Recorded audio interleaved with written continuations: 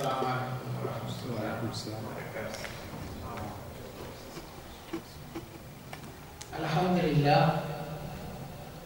Alhamdulillah nahmaduhu wa nasta'inuhu wa nastaghfiruh wa nu'minu bihi wa natawakkalu alayhi wa na'udzu billahi min shururi anfusina wa min sayyiati a'malina. من يهده الله فلا مضل له ومن يضلل فلا هادي له. أشهد أن لا إله إلا الله وحده لا شريك له وأشهد أن محمدا عبده ورسوله. أما بعد فقد قال الله تعالى في كلامه التنزيل: أعوذ بالله من الشيطان الرجيم. يا أيها الذين آمنوا لا تقدموا بين يدي الله ورسوله واتقوا الله إن الله سميع عليم.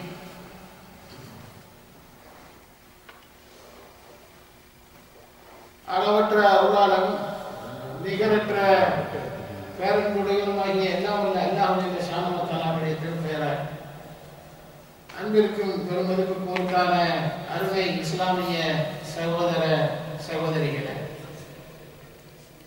இந்த நேரத்தில் அல்லாஹ்வுடைய வீட்டிலே அமர்ந்து நபிகள் பெருமானார் ஸல்லல்லாஹு அலைஹி வஸல்லம் அவர்கள் நமக்கு அல்லாஹ்விடமிருந்து பெற்றுத் தந்த தீனுல் இஸ்லாம் என்ற இந்த புனித மார்க்கத்தை அதன் தூய்மையான வழியிலே அறிந்து கொள்வதற்கு வாய்ப்பளித்திருக்க வல்ல ரஹ்மானுக்கு எல்லா புகழும். அல்ஹம்துலில்லாஹ்.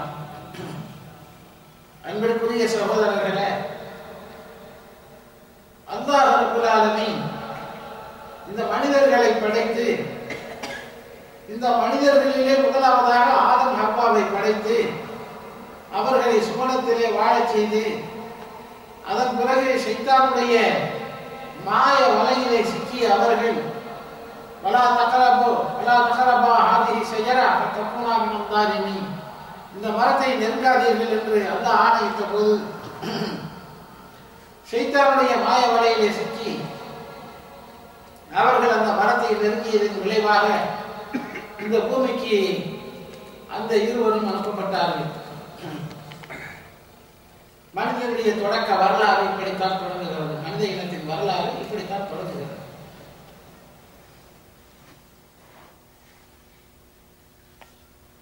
பிறகு அல்லாஹ் இருவரையும் பார்த்து சொன்னான்: லா யஅதியன்னக்கும் மின்னி ஹுதன் ஃபமன் தபிய ஹுதாய ஃபலா ஹவுஃபுன் அலைஹிம் வலா ஹும் யஹ்சனூன். ஆதமே ஹவ்வாவே, இந்த பூமிக்கு நீங்கள் செல்லுங்கள், இந்த பூமியிலே வசித்து வாருங்கள், உங்களுக்கு வழிகாட்டும் பொறுப்பை நான் ஏற்றுக்கொள்கிறேன். உங்களுக்கு வழிகாட்டும் பொறுப்பை நான் ஏற்றுக்கொள்கிறேன். என்னைக்கும் நிச்சயமாக எங்கெல்லாம் இந்த குர்ஆன்ல அழித்து இந்த பூமி வருது அங்கெல்லாம் நிச்சயமாக அர்த்தம் இன்ன அன்ன அதே மாதிரி என்ன நிச்சயமாக வரும். மின்னி ஹுதன், என்னிடத்திலிருந்து நேர்வழி வரும். நேர்வழி என்று ஒன்று இருக்குமானால் அது அல்லாஹ்விடத்திலிருந்து வந்திருக்க வேண்டும். எது அல்லாஹ்விடத்திலிருந்து வருகிறதோ அது நேர்வழிதான் என்பதிலே உறுதியும் இருக்கிறது. பவன் தபிய ஹுதாய, என்னுடைய அந்த நேர்வழியை எவர் பின்பற்றுகிறாரோ அவர் கவலையும் இல்லை துக்கமும் இல்லை. இது திருமறை குர்ஆன்ல சூரத்துல் பக்ராவில் அல்லாஹ் சொல்றார். இந்த நேர்வழி எப்படி கிடைக்கும் மனுஷனுக்கு? நேர்வழி எப்படி கிடைக்கும்? நேர்வழி எப்படி கிடைக்கும் என்றால், ஒண்ணு அல்லாஹ் நம்மளோட பேசணும். நம்மளோட அல்லாஹ் பேசணும். எல்லாரும் பேச முடியுமா? பேச முடியாது. அப்போ ஒவ்வொரு பாஷையிலையும் பேசணும். திருநெல்வேலி காலத்துக்கு திருநெல்வேலி பாஷையில் பேசணும், மதுரை காலத்துக்கு மதுரை தமிழில் பேசணும், சென்னையில் உள்ளவங்க அவங்க பாஷையில் பேசணும். இன்னும் உலகத்தில் எத்தனை மொழிகள் இருக்கிறதோ அத்தனை 1000 பாஷையிலையும் பேசணும். பகலில் பேசியாச்சுன்னா ராத்திரி தூங்கிட்டோம், மறுநாள் சொன்னோம் எங்க எல்லாம் பேசலையே, ராத்திரி நான் தூங்கிட்டேன், நீ அவங்க தனியாக பேசணும். இதெல்லாம் சாத்தியமே கிடையாது. இப்போ இருக்கிறவங்களுக்கு சொல்ல முடியும். அடுத்த தலைமுறை பிறகு யார் சொல்றது? அப்படி யாராவது ஒரு மலக்கு அனுப்பணும். அந்த மலக்கு என்ன செய்வாரு? வந்து வீடு வீடா தட்டி, நான் மலக்கு எல்லாம் டைம் வந்திருக்கேன், இந்த மாதிரி செய்தி அப்படின்னு சொல்லுவார். எத்தனை பேருக்கு அவர் சொல்ல முடியும்? இதே காவல்கள் கூட கேட்கிறாரு, ஒரு மலக்கு வந்திருக்க கூடாதா, மனுஷனாயா எல்லாம் அனுப்பணும். எல்லாம் அது குரான்ல பேசுறான், அந்த பூமியில மலக்குகள் இருந்தா மலக்கு வருவார். இதெல்லாம் மலக்கா மனிதர்கள் தானே என்று சொல்லி அல்லாஹ் தேர்ந்தெடுக்கக்கூடிய ஒரு அருமையான பாதைக்கு பெயர் ரிசாலா. ரிசாலா ரிசாலத்து உச்சத்துக்கு வராது. ரிசாலா ரிசாலா என்றால் என்ன? தூதுத்துவம். அல்லாஹ்வை மாத்திரம் வணங்குவது ஏகத்துவம் என்றால் அல்லாஹ் அனுப்பக்கூடிய செய்தியுடைய அந்த வழி பாதை இருக்கிறது, அதன் பெயர் ரிசாலா, தூதுத்துவம். இந்த தூதுத்துவம் என்றால் என்ன என்றால், எந்த சமுதாயத்திற்கு அல்லாஹ் தனது மெசேஜை அனுப்புவதற்கு விரும்புகிறானோ அந்த சமுதாயத்தில் இருந்து ஒருவரை தேர்ந்தெடுக்கிறார். தேர்ந்தெடுத்து அவர் மூலமாக அவருக்கு மாத்திரமே அல்லாஹ் செய்தியை சொன்னார், அவர் மக்களுக்கு சொன்னார். அந்த செய்தி பாதுகாப்பான செய்தியாக இருக்க வேண்டும் என்பதற்கு அல்லாஹ் தகுந்த ஏற்பாடுகளை முன்னதாகவே செய்து வைத்திருக்கிறார். இப்படி ஆதம் அலைஹிஸ்ஸலாமிலிருந்து தொடங்கி அந்த ரிசாலாவுடைய அந்த தொடரானது, ஒரு இறைத்தூதர் இருப்பாரு, அடுத்து ஒரு இறைத்தூதர் வருவாரு. எப்போது அல்லாஹ் பல வேதங்களை கொடுத்திருக்காங்க, தௌராத்து, இன்ஜீல், ஜபூர், இது போக ஒவ்வொரு இறைத்தூதர்களுக்கும் சின்ன சின்ன ஏடுகள், இதெல்லாம் அல்லாஹ் கொடுத்திருக்கிறார் என்றால், ஒரு வேதம் அருளப்பட்டு அந்த வேதமானது மக்களால் பின்பற்றப்பட்டு ஒரு காலகட்டத்தில் என்ன ஆகிவிடும், அந்த வேதத்தின் பெயர் மாத்திரம்தான் இருக்கு, வேதத்துக்கு உள்ளே உள்ள கருத்துக்கள் எல்லாம் சுத்தமா அடிபட்டு போயிடும். يكتبون بأيديهم ثم يقولون هذا من عند الله ليشتروا به ثمنا قليلا فويل لهم مما كتبت أيديهم وويل لهم مما يكسبون. குர்ஆன் அல்லாஹ் சொல்லி காட்டுவான், இவர்கள் தங்களுடைய கைகளால் வேதத்தை எழுதி வைத்துக் கொண்டு இது அல்லாஹ்விடமிருந்து வந்தது என்று சொல்வார்கள், பணத்துக்காக காசுக்காக என்று அல்லாஹ் சொல்றான். அது கேடுதான் அவர்களுக்கு என்று அல்லாஹ் சொல்லுகிறான். அந்த அடிப்படையில் ஒரு வேதம் மட்டும் அந்த அட்டை டு அட்டை, இந்த ரெண்டு அட்டை தான் உண்மையாகும். உள்ள சரக்கெல்லாம் என்னது, இவர்கள் கையால் இவர்களாகவே சொந்தமாக திருத்தி எழுதி எழுதி எழுதி ஒரிஜினல் வடிவம் மாறி போயிடும். ப்ரொஃபசர் சொல்லுவார், இந்த காலத்தில் தாஜ்மஹாலை பார்க்க போயிருந்தாராம் எங்க தொகுதி எம்எல்ஏ சொல்ல, தாஜ்மஹாலை பார்க்க போகும்போது அப்போ ஒரு மண்வெட்டி வச்சிருந்தாங்க. மண்வெட்டி, இது என்ன மண்வெட்டி, இது ஷாஜஹான் காலத்து மண்வெட்டி. இந்த மண்வெட்டியை பயன்படுத்தி தான் தாஜ்மஹாலை கட்டினாங்க. அது மக்களுடைய காட்சிக்காக பார்வை வச்சிருக்காங்க. ஷாஜஹான் அவர் இந்த தாஜ்மஹாலை கட்டுகிற போது இது எத்தனையோ ஆண்டுகள் ஆயிடுச்சு, அது கட்டுப்பாடாக இருந்துச்சு. இப்போ சின்னே இருக்கிறது அதை பண்ணிடுறாங்க. ஒரு தடவை மேலே உள்ள அந்த கணை இருக்குல்ல, மரக்கம்பு, அது உழுது போச்சு, அதை மட்டும் மாற்றிக்கணும். அப்புறம் கீழே இருக்கிற இரும்பு, அது ஒரு தடவை கட்டி போச்சு, அதையும் மாற்றி. அப்ப இது இல்லடா, இது ஷாஜஹான் காலத்துக்கு முன்வெட்டி. பேர் இருக்கும், சரக்கு சேஞ்ச் ஆயிடும்.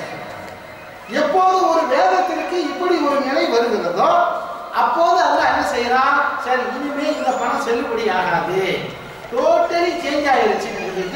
அப்பதான் அல்லாஹ் என்ன செய்யறாங்க, புதிய வேதத்தையும் ஒரு புதிய நபியையும் அனுப்பி அந்த நபிக்கு இந்த வேதத்துல அந்த பழைய முடிவான காலாவதியாகி போன வேதத்துல என்ன கருத்துக்கள் இருந்ததோ அந்த கருத்துக்களில் இந்த காலத்திற்கு எது தேவையோ அவற்றைக்கு கொடுத்து லா இலாஹா இல்லல்லாஹ் அந்த அடிப்படையாக வச்சு ஒரு வேதத்தை அந்த நபி அதை பிரச்சாரம் பண்ணுவாரு. அவருக்கு பின்னால் ஒரு பிரச்சாரம் பண்ணுவாரு. காலப்போக்கில் அஜர்குமார்கள், அதாவது சாமியார்கள், பாதிரிகள், யூத சாமியார்கள், இவருடைய கைக்கெல்லாம் போனதுக்கு பிறகு அவங்க என்ன செஞ்சிருவாங்க, கொஞ்சம் கொஞ்சமா மாற்றி விடுவார்கள். அப்ப இந்த சமுதாயத்துல இருக்குது. இந்த சமுதாயத்துல பாருங்க, இந்த எங்களுக்கு ஆரம்பத்துல மதரசாவில் அலிபே வந்துடுவாங்க. அலிபே எங்க ஊர்ல அப்படின்னா அலிபே ஓதுன்னு குரான் முடிச்சது. குரான் முடிச்சதுன்னா என்னது, மௌலிக் சொல்லி கொடுப்பாங்க. அது அங்கே மதரசாவிலே மௌலிக்லாம் ஒதுக்கீங்களா, ஆமா அது 2ஆம் கட்டம். சிந்து சிவியால் ஒதுக்கீங்களா, அது 3ஆம் கட்டம். சிந்து சிவியான்னு ஒரு நூல் இருக்குது, அரபும் தமிழும் கலந்து அரபு தமிழிலே எழுதப்பட்டிருக்கு. அதோடைய எழுத்துக்கள்லாம் அரபியில் இருக்கும். வாய்ச்சா என்ன வரும், படிச்சிருப்பீங்க நிறைய பேர். அது பேர் அரபு தமிழ். இந்த சிந்து சிவியால எழுதி வச்சிருக்கான். சதகா கொடுப்பதும் சிறப்பு. என்னது, ₹1 எடுத்து ஒரு தமிழ் தெரியாதவங்களுக்கு கொடுத்தால் 10 நன்மை, ஒரு கால் இல்லாதவங்களுக்கு கொடுத்தால் 20 நன்மை, இது இப்படி வரிசையாக தகவலாறு கொடுத்தால் 100 நன்மை, கொடுத்தார் 1000 நன்மை. இப்போ இருக்கு, இன்னும் மாத்தல, இனிமே மாத்தலாம் தான் உண்டு. இப்போ இருக்கு. இது எந்த அல்லாஹ் எப்ப சொன்னது? வேதத்துல எந்த ரசூல் எப்ப சொன்னது? இதை சொந்தமா எழுதி வச்சுக்கிட்டான். எழுதி வச்சுக்கிட்டு இது அல்லாஹ்வுடைய செய்தின்னு சொல்றான். எதுக்கு இப்படி ஐதிஹிம் சும்மா யக்கூலுன ஹாதா மின் இன்தில்லாஹ். இதுல எனக்குள்ள சந்தேகம் என்னன்னா, கண்ணு தெரியாதவன் கால் நம்பி ஹேண்டிகிராஃப்ட் இவனை கூடவா அதற்கு மோசமா போயிட்டான். எழுதி வச்சிருக்கான். எதுக்கு? அப்பதான் இவனுக்கு கொடுப்பான். அப்பா ஒருத்தனுக்கு அதிகமான நன்மை சம்பாதிக்கிறவங்க இருந்தா தாக்குமார் கொடுத்தா 100 ரூபா, அதற்கு கொடுத்தா 1000 ரூபா. அப்ப அவன் யாரும் கொடுப்பான்? அத்தாவை பட்டினி போட்டு அத்தா பட்டினியாலே செத்ததுக்கு அஜத்தை கொடுத்து வச்சு அவர் பயிர் நிறைய சாப்பாடு கொடுப்பான். இந்த சாப்பாடை அப்பா கொடுத்தது இன்னும் ஒரு கூட இருக்கு. சொந்தமாக எழுதி வைத்துக் கொள்வார்கள். அப்புறம் அல்லாஹ் புதிய ஒரு வேதத்தை வழங்குவார், புதிய ஒரு நபியை அனுப்புவார். அவர் அந்த பாதையிலே பிரச்சாரம் செய்வார். இப்படியாக இந்த நபிமார்களுடைய தொடர் வந்து வந்து வந்து வந்து கடைசியாக அல்லாஹ் ஒரு முடிவு எடுக்கிறார். கியாமத் நாள் வரையிலும் எந்த நபியையும் அனுப்புவதில்லை, இவர் தான் கடைசி நபி என்று ஒரு நபியை அவன் தேர்ந்தெடுக்கிறார். ஒரு மனிதனுடைய வரலாறு என்பது அவர் பிறந்ததிலிருந்து தொடங்குகிறது. ஆனால் அந்த கண்ணன் நபிகள் பெருமானார் ஸல்லல்லாஹு அலைஹி வஸல்லம் அவருடைய வரலாறு 5000 ஆண்டுகளுக்கு முன்னாலே இருந்து தொடங்குகிறது. இது ரபீல் அவல் மாசம். எங்க பார்த்தாலும் மீளாது, அது மௌலிது, இது இந்த ஃபங்க்ஷன் தமிழ்நாடு பூரா பல பகுதிகளில் நடந்து கொண்டே இருக்கிறது. அதனால அதை பற்றி நம்ம சொல்ல வேண்டியிருக்கு. நபி யாரு? நபிக்கு நாம செய்ய வேண்டிய கடமை இருக்குதா இல்லையா? அப்படி இருந்தால் அது என்னங்கிறத நம்ம தெரிஞ்சு வச்சுக்கணும். அருமை சகோதரர்களே, இதுல கடைசியாக வந்தவர்கள் முகமது நபி ஸல்லல்லாஹு அலைஹி வஸல்லம். எப்படி வந்தாங்க? இதை வந்து வரணும்னு சொல்லி இப்ராஹிம் நபி காபத்துல்லாவை கட்டிய போது அவர் துஆ செய்கிறார், யா அல்லாஹ் வபாத் பி ரசூலா, இவர்களிலிருந்தே ஒரு மனிதரை நீ இவர்களுக்கு அனுப்ப வேண்டும்.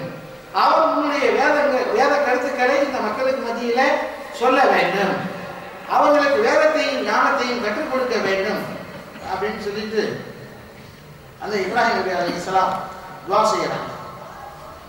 அந்த துஆ அல்லாஹ்வால் ஏற்றுக்கொள்ளப்பட்டு அல்லாஹ் சொல்லுகிறார், கது மன்னல்லாஹு அலல் முஃமினீன, முஃமின்களுக்கு அல்லாஹ் நிச்சயமாக உபகாரம் செய்திருக்கிறார்.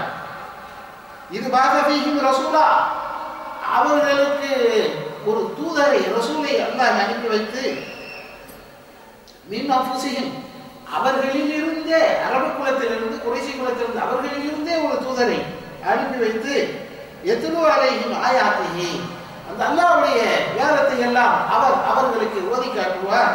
வயஸக்கீஹிம், அவர்களை அவர் பரிசுத்தப்படுத்துவார். வயஅலீமுஹுல் கிதாப வல் ஹிக்மா, வேதத்தையும் ஞானத்தையும் இந்த மக்களுக்கு அவர் கற்றுக் கொடுப்பார்.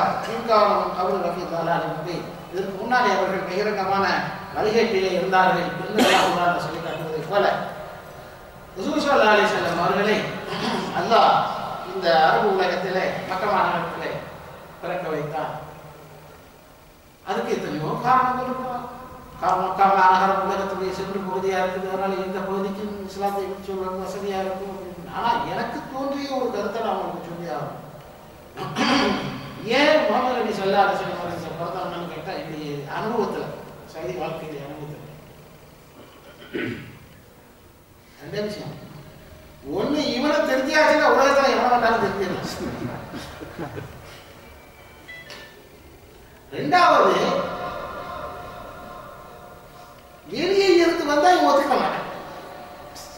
அவன் சொல்றான்.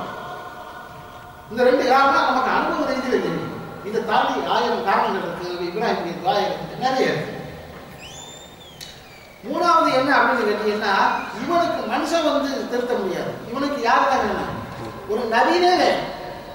ஒரு நபி வந்து தான் இவனை திருத்த முடியும். நம்மளா அவளியாக சீமா அஜத்துமாருங்க வியாபாரிகள் இவங்க எல்லாம் வந்து எல்லாம் சொல்லி நம்ம ஊருக்கு எங்களுக்கும் சாதியா வந்தாரு. இந்த ரசூல்லா வந்தாங்களா? இல்லை, மக்கள்லாம் சாதாரண மக்கள் வந்து சொன்னா போதும், இந்த மாதிரி ஆளுக்கு சொல்லணும்னு கேட்குறது. நமக்கு முன்னாடி போன தலைமுறையில் அஜத்துமார்கள் சொன்னாங்க. இஸ்லாத்தில் இல்லாதவர்கள் இஸ்லாத்துக்கு அழைத்தார்கள். கொழுப்புல இருந்து ஒரு அஜர்த்து வந்தாரு. 12 காலம் எங்களுடைய பகுதிகளை பணியாற்றினார். கொழுப்பாளர் சாதிப்பார். கடைசியில் திண்டுக்கல்ல ஒரு ஊருக்கு போவாரு, ஒரு 15 நாள் இருப்பாரு. ஒரு அரபி மரசா குரான் மரசா உண்டாக்குவாரு. அதுக்கு ஒரு அஜர்த்தை போட்டு ஏற்பாடு பண்ணிட்டு அடுத்த ஊருக்கு வருவார். இப்படி அவர் போன இடம் ஊராலும் ஒரு மதரசாம ஒரு மயிலமும் மரமும் வச்சுட்டு போனார்.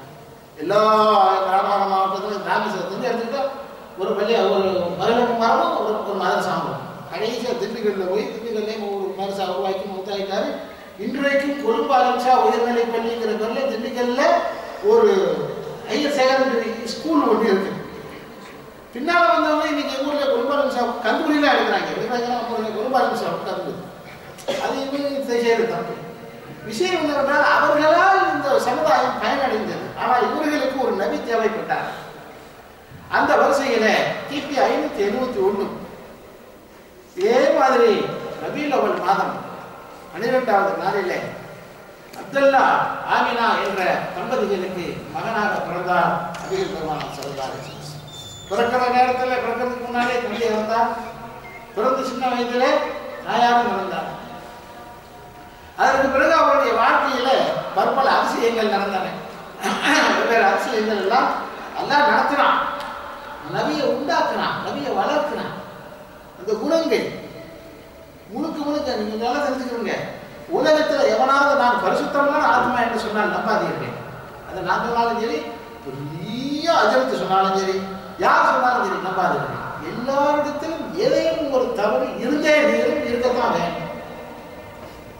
மனுஷன் தவறு செய்வான். ஆனால் நான் எதாரி தவறே செய்ததில்லை என்று உலகத்தில் ஒரு மனிதர் சொல்வதற்கு தகுதிகின்றார். அந்த ஒரு மனிதர் முகமது ஸல்லல்லாஹு அலைஹி வஸல்லம். காரணம் என்ன தெரியுமா? அவர் அல்லாஹ்வுடைய முழு கட்டுப்பாட்டில் இருந்தார்.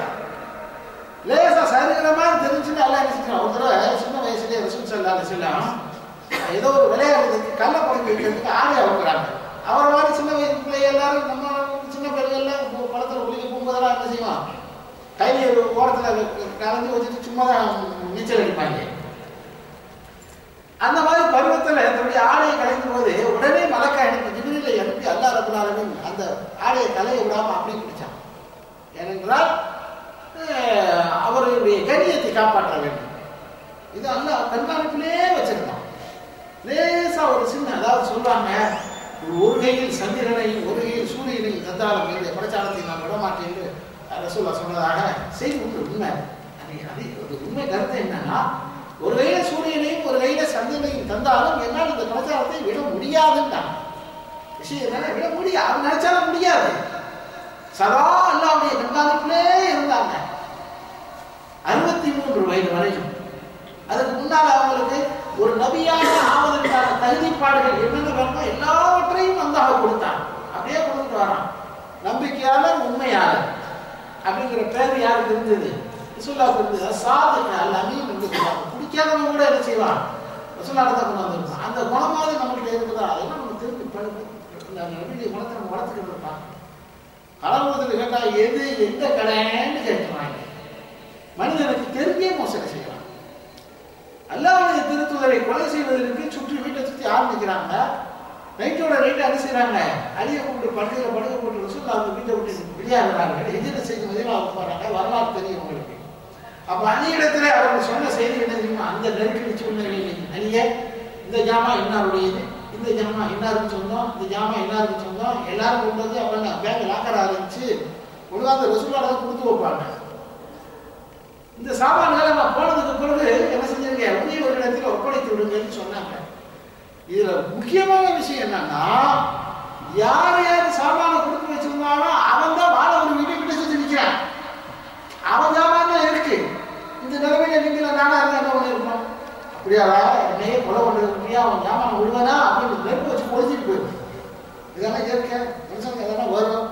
அது நியாயம்னு சொல்லணும். கொலை செய்யறதுக்கு திட்டம் போட்டு இருக்கா, அவன் ஜாமான பாதுகாப்பு கொடுக்கறது எனக்கு என்ன தேவை வந்துச்சு சொல்லணும். ஆனால் அதையும் மீறி உலகத்துக்கு வழிகாட்ட வந்த ஒளி விளக்கு நபிகள் பெருமானார் ஸல்லல்லாஹு அலைஹி வஸல்லம் அந்த நேரத்திலையும் தான் அமீன் என்பதை காட்டினார்கள், நம்பிக்கையாளர் என்பதை காட்டினார்கள். இப்படி எல்லாம் வந்ததுக்கு பிறகு 40வது வயதுல ஸல்லல்லாஹு அலைஹி வஸல்லம் நுபுவத்து கிடைத்தது, நபியாக ஆனார்கள். அதன் பிறகு ஒரு விருந்து வைத்து தன்னுடைய சமுதாய மக்களை எல்லாம் அழைத்து சொன்னார்கள், அல்லாஹ் ஒருவனை மாத்திரம் வணங்க வேண்டும். அதுவும் முதல்ல ஒரு கேள்வி, லாஜிக்கான கேள்வி. நான் உங்களுக்கு தெரியாத விஷயத்தை இந்த குன்றில் இருந்து கொண்டு பின்னால் பார்க்கிறேன்.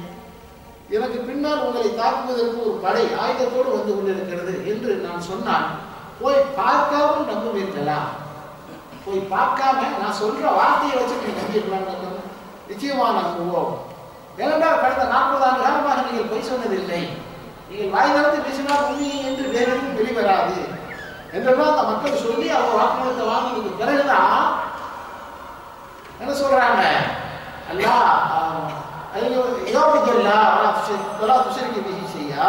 நீங்கள் அல்லாஹ்வை மாத்திரம் வணங்குங்கள், அவனுக்கு இணை கற்பிக்காதீர்கள் சொல்றான். அவன் என்ன செய்யறான், அபுஜெயிலு மண்ணடி கொட்டுறான், தப்பல் தபல்லக்க வலிஹாதா ஜமாஅத்தானா, இதுக்காகவா எங்களை எல்லாம் ஒன்று சேர்த்தா, இன்னைக்கு கேளு அப்படின்னு சொல்லி திட்டுறான். அல்லாஹ் பதில் சொன்னான், பத்தி ஏதாவது உன்னுடைய அந்த மண்ணடி வீசின கரங்கள் நாசமாக கொடுத்தால ஒரு சாபம் கொடுத்தான். இப்படி தொடங்குகிறது நுபுவத்து வாழ்க்கை. ஒவ்வொரு காலகட்டத்திலேயும் அதிசயங்களால் அல்ல, அற்புதங்களால் அல்ல, இஸ்லாம் வந்து அற்புதத்தை காட்டி மார்க்கத்தை வளர்க்கின்ற, உலகத்திலேயே அறிவை மாத்திரமே காட்டி மார்க்கத்தை வளர்க்கக்கூடிய ஒரே மார்க்கம், ஒரே வழி. வந்து கேட்டார்கள், உண்மை நாங்கள் நபி என்று ஏற்றுக்கொள்ள வேண்டுமானால் இந்த பூமியிலிருந்து ஒரு நீரூற்று பீரிட வேண்டும். இந்த இப்போ நீரூற்று இருங்க அதெல்லாம் பார்த்தீங்கன்னாக்கா ஆர்டிசியன் ஊற்று மாதிரி அப்படியே பீரிடுவார் ஐன்னு சொல்லுவாங்க. அப்போ அப்படி சாதாரண விஷயம் தான் அது. அதை கூட ரசூலுல்லாஹ் சொல்றாங்க, இல்ல நான் அல்லாஹ்வுடைய தூதர் தான், இதெல்லாம் செய்யறதுக்கு நான் வரல என்று சொல்லுகிறார். அப்போ அதாவது வந்து மாயத்தி மின் ஆயத்துக்கும் இல்லாம ரப்பியா, எந்த ஒரு அற்புதமாக இருந்தாலும் ஒரு அல்லாஹ் தான் செய்யறான், மனசு செய்யறதில்லை என்று சொன்னாங்க. அப்படியானால் இந்த நபி வந்து எதை காட்டி பிரச்சாரம் பண்ணார்? இந்த கவர்ச்சி எப்படி வந்தது? அந்த கவர்ச்சி எப்படி வந்தது? அருமை சகோதரர்களே, நல்லா தெரிஞ்சுக்கணும். ஒரு சந்தர்ப்பத்தில் ஹுதைபியா உடன்படிக்கையின் போது அந்த உடன்படிக்கைக்காக மக்காவிலிருந்து வந்து ஒரு பிரதிநிதி பார்த்துக்கிட்டு திரும்ப மக்காவுக்கு போறாரு. போன உடனே அவர்கிட்ட கேட்கிறாங்க, கோடியில முகமது அவருடைய தோழர்களா எப்படி இருந்தாங்க? அவர் சொல்றாரு, நான் வந்து ரோம் நாட்டு மன்னருடைய சபைக்கு போயிருக்கிறேன், பாரசீக நாட்டு மன்னருடைய சபைக்கும் போயிருக்கிறேன். ஆனால் அங்கெல்லாம் இந்த முகமதுடைய தோழர்கள் முகமது இடத்துல எப்படி நடந்து கொள்கிறார்களோ அந்த மாதிரி நான் பார்க்கவே இல்லை. அதையெல்லாம் இந்தியவர்களாக அவர் பேசினால் வாய்மூர்த்தி அமைதியாக இருக்கிறார்கள், அவர் என்ன சொன்னாலும் கட்டுப்படுகிறார்கள் அப்படின்னு அவர் சொன்னாரு. அவருடைய மனசு மாதிரி ஒரு காலத்தில் அவர் சொன்னார். அப்ப ரசூலுல்லாஹ்வுடைய அணுகுமுறை, அவருடைய பேச்சு, அவருடைய வழிகாட்டல், அவருடைய பொறுமை, அவர்கள் சொல்லக்கூடிய கருத்துக்கள், இவைகளின் மூலமாகத்தான் இஸ்லாத்தை அவர்கள் பரப்பினார்கள். இந்த அணுகுமுறை எந்த காலத்திலேயும் அவர்கள் கோபப்பட்டது கிடையாது, சமுதாய மக்களுக்கு கோபப்பட்டது இல்லை. அருமை சகோதரர்களே, இந்த ரசூலுல்லாஹ் பிறந்தது ரபியுல் அவ்வல் 12.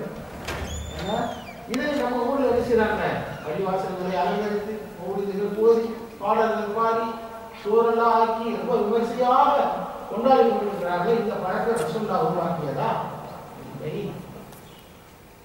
இந்த சஹாபாக்கள் காலத்துல, நாலு கலீஃபாக்களுடைய காலத்துல, அல்லது சுன்ன ஜமாத்துக்காரர்கள் சொல்வது போல 4 இமாம்களுடைய காலத்துல, அபூ ஹனீஃபாவுடைய காலத்துல, ஷாஃபிஈ காலத்துல இருந்ததா? இல்லை.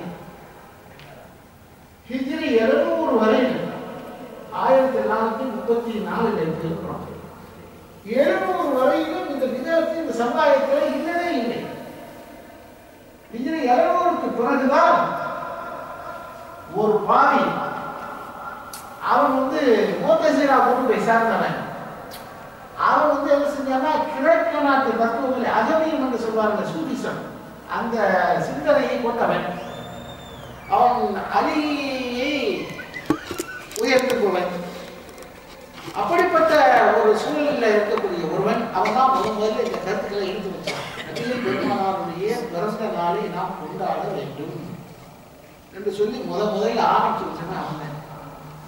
அதுல இருந்து கொஞ்சம் பேர் என்ன செஞ்சாங்க, இந்த பழக்கம் கொஞ்சம் கொஞ்சமாக பரவ தொடங்கியது. ஃபாத்திமியாக்கள் என்று இஸ்லாமிய வரலாற்றிலே ஆட்சியாளர்களுடைய பரம்பரையை நீங்க பார்த்தீங்கன்னா, ஃபாத்திமியாக்கள் ஹிஜ்ரி 700 அவருடைய கையிலே ஆட்சி இருந்தது. ஆட்சின்னு சொன்னா என்ன நினைச்சுக்கிட்டீங்க, டோட்டல் உலகத்தில் இருக்கக்கூடிய அத்தனை முஸ்லிம் நாடுகள் இருக்கக்கூடிய தலைமையகமாக ஈராக் இருந்தது. அங்கதான் முஸ்லிம்களுடைய தலைமை இருந்துச்சு. இங்க முஸ்லிம்களுக்கு ஏதாவது தலைமை இருக்கா? முஸ்லிம்களுக்கு தலைமை இல்லை.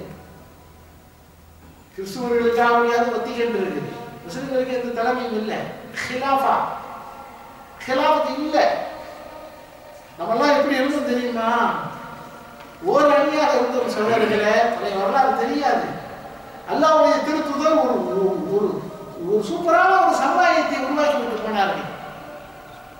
எப்படி இந்தியா சுதந்திர போராட்டம் நடக்கிற காலத்துல ஹிலாஃபத் இயக்கம் ஒன்று இங்க நடந்து தெரியுமா? இந்தியாவில் யாராவது சொல்லுங்க, ஹிலாஃபத் இயக்கம்னா என்னது? அப்படின்னா என்ன?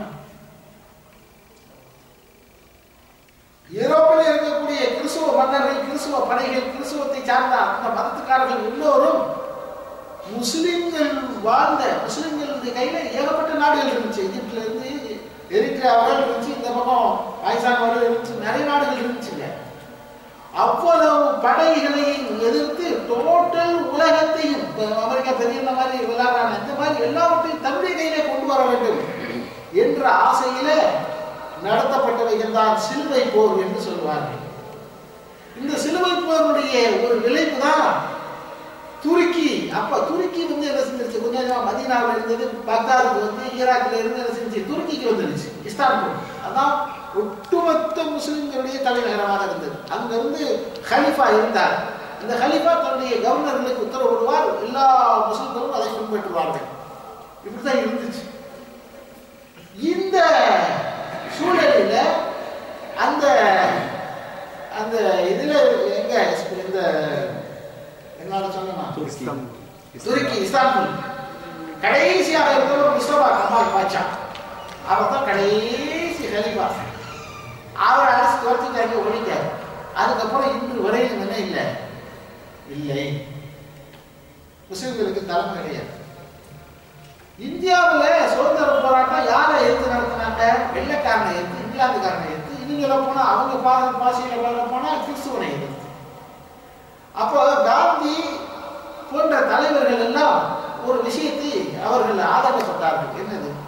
இந்த நேரத்தில் ஏற்கனவே இஸ்லாமிய உலகத்துக்கு ஒரு ஹலீஃபா இருந்தார்ல, பெரிய படை, சிலுவை யுத்தத்தை பல ஆண்டுகள் நடத்தினாங்களே, அந்த மாதிரியான ஒரு ஹலீஃபா முஸ்லிம்களுக்கு இருந்தா அவர் நம்மளோட தோல் கொடுப்பாரு. ஏன்னா இந்த வெள்ளக்காரங்கெல்லாம் உண்டு இல்லைன்னு வெளியேறலாமே என்று ஆசைப்பட்டு இந்தியாவில் உள்ளவங்க எடுத்துக்கொண்டா முஸ்லிம்களுக்கு ஹிலாபத்து வேணும். அதுக்கு பேர் தான் ஹிலாபத்து இயக்கம் சொல்றாங்க. அவனாலே உண்டாக்க முடியல. அருமை சகோதரர்களே, இப்படி அந்த ஆட்சியில அவர்களுடைய காலகட்டத்தில் இந்த ஃபாத்திமியாக்களுடைய ஆட்சி காலத்துல தான் இந்த மௌலிது உள்ள நுழையுது. அப்ப மௌலிது மட்டும் நுழையல, கிட்டத்தட்ட 25 விதமான பண்டிகைகள் உள்ள நுழைச்சாங்க. 25 பண்டிகைகள். முஹர்ரம் 1க்கு 1, முஹர்ரம் 10க்கு 1, அப்புறம் வந்து ரபியுல் அவல் 12க்கு 1, அப்புறம் ரபியுல் அவல் 21க்கு 1, இப்படியே நிறைய இருக்கு. 25 பண்டிகைகள்ல இந்த ஒன்று மட்டும்தான், இந்த முஸ்லிம் மட்டும்தான் மற்ற எல்லா இடங்களிலும் பரவுச்சு. இப்ப நம்ம மக்களை பொறுத்தவரையிலும் அதற்கான பாடல்களை முன்னால் வந்து யாரோ ஒருத்தர் பாடல்களை எழுதி வச்சுக்கிட்டு இதை வைத்துக் கொண்டு என்ன செய்யறாங்க? பக்தி பூர்வமாக அதை ஓதிக்கொண்டிருக்கிறார்கள். பள்ளிவாசல்கள்ல 12 நாள் ஓதுறாங்க. சரி, ஓதுறாங்களா, உண்மையாக ஓதுறாங்களா, பக்தியாக ஓதுறாங்களான்னு கேட்டா அதுவும் இல்லை. எதுக்கு ஓதுறாங்க? காசுக்கு ஓதுறாங்க. இதற்கு மக்கள் எதுக்கு வாரா? அவங்க வந்து அந்த வாழைப்பழம், ரொட்டி அதெல்லாம் இல்லைன்னா பிள்ளைகள்லாம் வராதுங்க. இல்லை, ரொட்டி, வாழைப்பழம், பிஸ்கெட்டு முதல்ல வந்து என்னெல்லாம் கொடுப்பாங்க. இப்போ வந்து பெப்சிலாம் கொடுக்குறாங்க. இதெல்லாம் கொடுத்து பிள்ளைகளை கொண்டாந்து வச்சு பள்ளியாசல அலங்காரம் பண்ணி ஆட்டம் போட்டு ஒரு பைக்கு ஓதுவாங்க. ஓதுற போது எல்லாரும் எந்திரிச்சு நிற்பாங்க. எதுக்குப்பா எந்திரிச்சு நிற்கிறீங்க? இந்த நேரத்தில் தான் ரசூல் ஸல்லல்லாஹு அலைஹி வஸல்லம் உள்ளே வருகிறார், அல்லாஹ்வுடைய தூதர் வர்றாங்க. இதை பார்த்தாங்கன்னா கையில வாள் இருந்து வெட்டியே போட்டுருப்பாங்க. பிள்ளைலாம் அவன் நம்புறான், எந்திரிச்சு நிற்கிறான். எதுக்குப்பா எந்திரிச்சு நிற்கிற? மரியாதை. ரசூல் ஸல்லல்லாஹு அலைஹி வஸல்லம் சொன்னார்கள், மன் சர்ரஹு ஐயத மஸல லஹு ரிஜால் கியாமன் ஃபல்யதபவு மகாலஹு மின்னார். யார் ஒருவன் தனக்காக மற்றவர்கள் எழுந்து நிற்க வேண்டும் என்று ஆசைப்படுகிறானோ அவன் தன்னுடைய இருப்பிடத்தை நரகமாக்கிக் கொள்ளட்டும். ஒரு மனித மரியாதை நிமித்தமாக நிற்பது என்றால் அல்லாஹ்வுடைய முன்னிலையில கையை கட்டி நிற்கிறமே, அதுதாங்க. மனிதனுக்காக எழுந்து நின்று மரியாதை செய்வது என்பது இஸ்லாத்துல இல்லை. சஹாபாக்கள் சொல்றாங்க, ரசூலுல்லாஹி ஸல்லல்லாஹு அலைஹி வஸல்லம் வந்தா உட்கார்ந்திருக்கும் நாங்கள் எழுந்தால் அவர்கள் முகத்திலே அதிர்ச்சியை காட்டுவார்கள். அவ்வளவு தெளிவா சொல்லியிருக்க போகும்போது வாதப்படி ரசூலுல்லாஹ் வந்தால் எந்திரிக்கலாமா? வரமாட்டாங்க. உங்களுடைய தவறான நம்பிக்கை. அத பாடல்களே என்ன எழுதி வச்சிருக்கிறார்? எல்லா பொய்யும் புரட்டும் புனை சுருட்டும். அவன் பாடல்ல பாருவா, மர்ரா வஜஹக யஸ்அத் யா கரீமல் வாலிதைனி. கண்ணியமான இரண்டு, அதாவது தாய்க்கும் தந்தைக்கும் பிறந்த, கண்ணியமான தந்தைக்கும் தாய்க்கும் பிறந்த உங்களை, உங்கள் திருமுகத்தை எவர் பார்த்தாலும் அவர் ஈடேற்றம் பெற்று விடுவார். யார் உங்களுடைய முகத்தை பார்த்தாரோ அவர் ஈடேற்றம் பெற்று விடுவார். ஈடேற்றம் சொத்துக்கு போயிடுவாங்க. யா கரீமல் வாலிதைன், கண்ணியத்திற்குரிய பெற்றோர்களை கூடியவரே. நான் சொல்லக்கூடாதுன்னு நினைக்கிறேன், அந்த பாட்டு என்ன சொல்ல வச்சது. ஒருத்தர் வந்தார், அல்லாஹ்வின் திருத்தூதரே, அல்லாஹ்வின் திருத்தூதரே, என்னுடைய தந்தை எங்கே இருக்கிறார் அப்படின்னு கேட்டார். என்னுடைய தந்தை எங்கே இருக்கிறார்? மூத்தாயிட்டார்.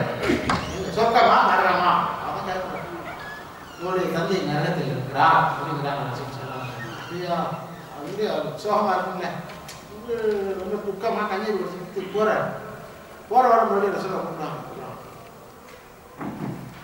உன் தந்தை மட்டுமல்ல, என் தந்தை அப்துல்லாவும் நரகத்தில் தான் இருக்காங்க. அவர் இஸ்லாத்துக்கு வரல, ஈமான் கொள்ள, அவருக்கு ஹிதாயத்து கிடைக்கல. அதனால என்ன இருக்கு? நரகத்துக்கு தான் போறாங்க. அப்புறம் யா கரீமல் வாலிதைன் எப்படி வந்துச்சு? தகப்பனார் அப்படிங்க. ரசூல் ஸல்லல்லாஹு அலைஹி வஸல்லம் சொல்றாங்க, என்னுடைய தாயார் யாரு? வேற என்ன? அன்னை ஆமினா.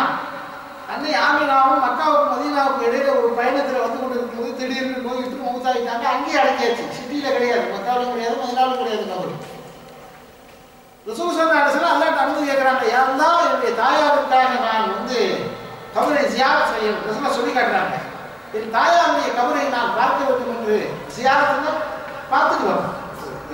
அம்மா இருக்கிறாங்க, பார்த்துட்டு வரணும்னு நான் அல்லாஹ்விடத்தில் அனுமதி கேட்டேன். அல்லாஹ் எனக்கு அனுமதி கொடுத்தான். அல்லாஹ் அனுமதி கொடுத்தான். என்னுடைய தாயாருக்காக துஆ செய்ய வேண்டும் என்று நான் அனுமதி கேட்டேன். அல்லாஹ் எனக்கு அனுமதி தரவில்லை. என்ன முஸ்லிம்? அப்ப தாயுடைய நிலை அப்படி, தந்தையுடைய நிலைமை அப்படி. அப்புறம் நீ என்ன யா கரீமல் வாலிதைன் எப்படி பாட்டு படிக்கிற போய் சொல்ற? சரி, அதை விடுங்க. மர்ரா வஜஹக யஸ்அத், உங்களுடைய திருமுகத்தை யார் பார்க்கிறாரோ அவர் சொர்க்கம் செல்வார். அபூபக்கர் உமர் மட்டுமா திருமுகத்தை பார்த்தாங்க? அபூஜஹல் பார்த்தானா இல்லையா? அபூலஹப் பார்த்தானா இல்லையா? உத்பா, ஷைபா, இன்னும் எத்தனை கொடியவர்கள் இருந்தார்களோ அவ்வளவு ரசூலுல்லாஹி பார்த்தாங்க. அவங்க சொல்லிட்டு போயிட்டாங்களா? இது எவ்வளவு பெரிய தவறான ஒரு கருத்தை திணிக்கிறது.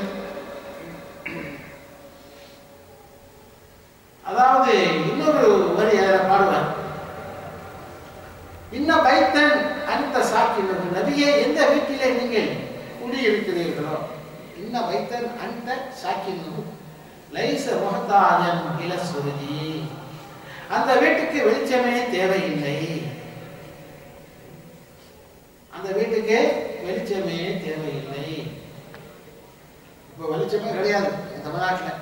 போனால் இருட்டில் தான் தராவிட்டு நிற்கணும். அங்கே உள்ளவனாவது பழகிட்டாங்க. கையில் ஒரு லைட்டை கொடுப்பான். அந்த காலத்தில் கண்ணு தெரியாதவனுக்கு கையில் அரைக்கிராம பிடிச்சிட்டு போயிருக்கணும். எழுத்தாப்புல ஒருத்தன் வந்திருக்கிறான், யாரப்பா? நான் தான் இன்னாரு. ஆனால் உனக்கு கண்ணு தெரியாத எப்படி ஏன்டா லைட்டை கூப்பிட்டு வர்றேன்? லைட் எனக்கு இல்லை, உனக்கு. எனக்கு பறவை இருந்தாலும் ராவா இருந்தாலும் ஒண்ணுதேன். நீ ஏமாற முக்கிடக்கூடாதுல்ல. தமிழ்நாட்டு மக்கள் பழகிருக்கிறார்கள். இரவில தடவி தடவி எங்க இது வச்சோம், தட்டை வச்சு கொப்பை வச்சோம், சாப்பிடணுங்க வரணுங்க அப்படின்னு பழகிக்கிறாங்க. நம்ம மாதிரி வெக்கேஷன் போனவன் நான்லாம் 1.5 மாசம் வெக்கேஷனை கேன்சல் பண்ணிட்டு திரும்பி வந்தேன். இப்ப 3 மாசம் அடுத்துட்டு 1.5 மாசத்துல வந்துட்டேன். என்ன கொடுமை தாங்க முடியல. அந்த மாதிரி இருக்குது. அப்போ ரசூலுல்லாஹ் எந்த வீட்டில் இருக்கிறார்களோ அந்த வீட்டிலே விளக்கு தேவையில்லை என்று அன்னை ஆயிஷா ஒரு ஹதீஸில் சஹீஹ் புகாரில் சொல்கிறார்கள். ஒருமுறை நான் உறங்கிக் கொண்டிருந்த இருந்த நான் திடீரென்று விழிப்பு வந்து என் அருகேப்படுத்திருந்த ரசூலுல்லாஹை பார்த்தேன், காணவில்லை. பக்கத்தில் ரசூலுல்லாஹ் படுத்திருந்தாங்க, ஆளை காணோம். எங்க போயிருப்பார்கள் என்று நான் தேட ஆரம்பித்தேன். என்னுடைய கைகளால் துளாவினேன். அப்படி துளாவுகிற போது ரசூல் ஸல்லல்லாஹு அலைஹி வஸல்லம் சஜிதாவிலே தொழுது இருந்திருப்பாங்க. சஜிதாவிலே கிடந்து இந்த துவாவை ஓதி கொண்டிருந்தாங்க. துவா சொல்றாங்க. இதை நம்ம என்ன சொல்ல வரோம்னா, ரசூலுல்லாஹ் ஒரே இந்த வீட்டில் விளக்கு இருக்குன்னா கைக்கு தர வேண்டிய அவசியம் இல்லை. அப்ப என்ன பாட்டு படிக்கிற, ஏன் பொய்ய சொல்ற, மண் கதிவை அலைய முத்தாமிதன் பலியத்தை பகுவ மக்கள் தருமினா, யார் ஒருவன் வேண்டுமென்றே என் மீது பொய்யை சொல்லுவானோ அவன் தன்னுடைய இருப்பிடத்தை நரகமாக்கி கொள்ள வேண்டும் சொல்ல தெளிவா மணி அடிச்சிருக்கிறாங்க. அப்படி இருந்தும் நம்ம சமுதாயம் அஜர்த்துமார்கள் அர்த்தம் தெரிஞ்சவங்க இதை ஓதிக்கொண்டு இருக்கிறார்கள் என்றால் காரணம் காசு, பணம். பள்ளியாசல்ல 12 நாளைக்கு ஓதி முடிச்சோட அப்புறம் என்ன செஞ்சுறாங்க, வீடுகளில் கொண்டு ஓத ஆரம்பிச்சுடுறாங்க. அது வசதிகளை பொறுத்து. பணக்கார வீடாக இருந்தால் நல்ல சாப்பாடு, பிரியாணி எல்லாம் போட்டு 200 ரூபா கையில் காசு கொடுப்பாங்க.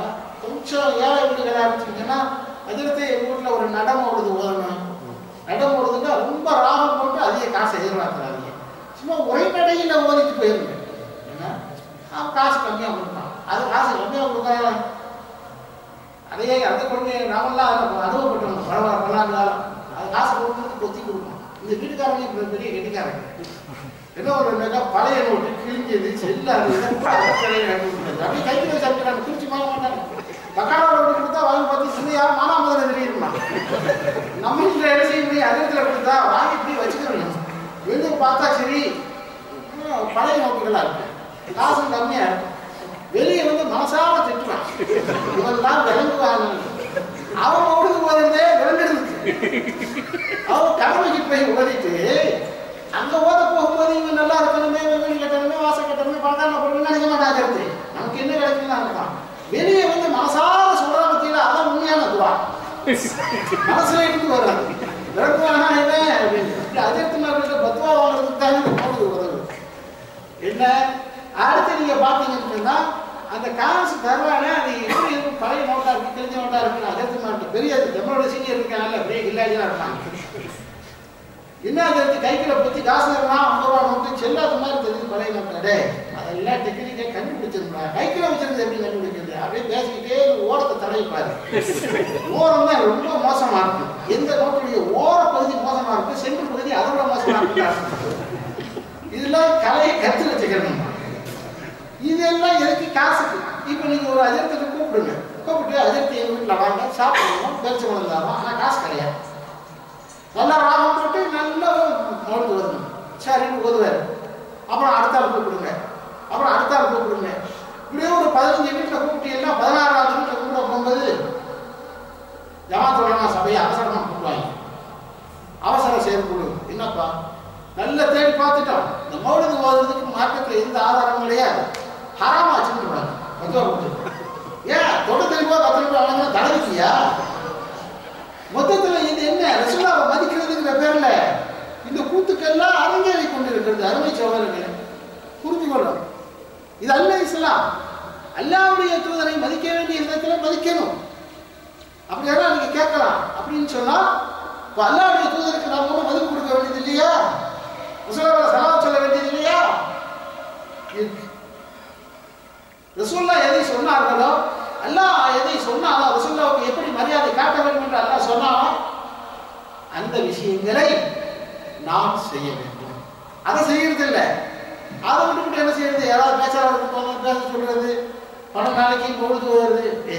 12 நாளைக்கு மௌலிது ஓதுறது சரி, ரபியுல் அவ்வல் 12ல தான் ரசூலுல்லாஹ் பிறந்தாங்கிறது உண்மையா இருந்தா என்ன, அதே ரபியுல் அவ்வல் 12 அன்னைக்கு தான் ரசூலுல்லாஹ் ஹிஜ்ரத் பண்ணாங்க. ரசூலுல்லாஹ் ஹிஜ்ரத் பண்ணாங்க. அதையும் தாண்டி அதே ரபியுல் அவ்வல் 12ல தான் ரசூலுல்லாஹ் மௌத்தானாங்க.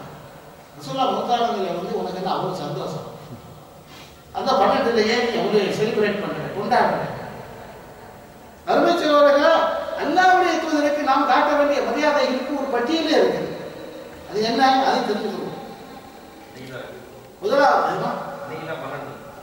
ஓ இன்னைக்கு தான் 12.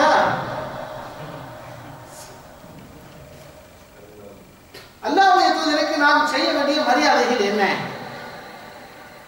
முதல் மனசார நம்பணும். அல்லாஹ்வுடைய திருத்தூதர் எது சொன்னார்களோ அதை விட சிறந்த ஒரு சொல்லை இந்த உலகத்தில் எவனாலும் சொல்ல முடியாது. அல்லாஹ்வுடைய தூதர் எதை சொன்னார்களோ அதுதான் மிகச்சிறந்த சொல்லு. அதுக்கு மேல அதை விட கொடுத்து அந்த விஷயத்துக்கு பொருத்தமான இன்னொரு புனிதமான ஒரு பாதையை, ஒரு உயர்வான வழியை உலகத்தில் எவனாலும் காட்ட முடியாது. இது ரசூலுல்லாஹ் சொன்னதை விட சிறப்பாக இவர் சொல்லியிருக்கிறார் என்று எந்த ஒரு முஸ்லிமும் நம்பக்கூடாது. தெரிஞ்சுக்கணும். வள்ளுவர் சொல்லியிருக்காரு, அவர் சொல்லியிருக்காரு, இவர் சொல்லியிருக்காரு, எவன் சொன்னாலும் அதெல்லாம் அல்லாஹ்வுடைய தூதருடைய கருத்துக்கு கீழே தான். ரசூலுல்லாஹ் சொன்ன கருத்துக்கு அளவுக்கோ அதுக்கு மேலேயே இந்த உலகத்தில் எவனாலும் சொல்ல முடியாது. இந்த முகமது தானாக வாய் திறந்து சுயமாக எதையும் பேச மாட்டார். அவருக்கு அல்லாஹ்விடத்திலிருந்து வஹி வருகிறது. அல்லாஹ்வுடைய செய்தியை தான் அவர் சொல்லுகிறார்.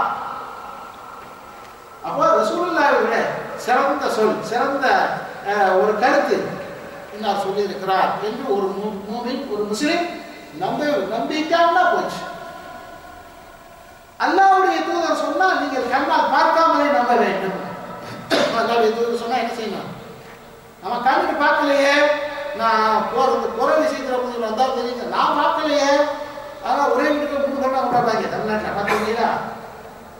அம்மா பாப்பா ஒரு கண்ணா, நான் ஒரு கண்ணா, வேற இன்னொரு கண்ணா கொண்டாடுறோம். அல்லாஹ்வுடைய தூதருக்கு சொல்லுக்கு முன்னாலே அப்படியே ஆமாம்னா சல்லம்னா அவ்வளோதான். சொல்லா ஒரு சந்தைக்கு போனாங்க. சந்தையில் ஒரு ஆட்டை விலை பேசினாங்க. 10 ரியால், உதாரணத்துக்கு சொல்றாங்க, 10 ரியால் பேசியாச்சு. அப்புறம் சொன்னாங்க அந்த வியாபாரிகிட்ட நீங்க இருந்துக்க, இந்த வீட்டில் போய் காசு எடுத்து வந்துட்டு வந்துட்டாங்க. மதீனாவில் நடக்கிற சம்பவம். அப்ப வந்தோடனே திரும்ப வர்றதுக்குள்ள இன்னொரு ஆள் வந்துட்டான், வேற ஒரு ஆள். அவனுக்கு இந்த ஆள் தேவைப்பட்டு வியாபாரிகிட்ட வந்து இந்த மாதிரி இந்த ஆட்டை கொடுக்குறீங்க, என்ன விலை? இந்த மாதிரி என்ன விலை தருவேன்? 15 ரியால் தரேன். ரசூலுல்லாஹ் எவ்வளவு பேசி போனாங்க? 10.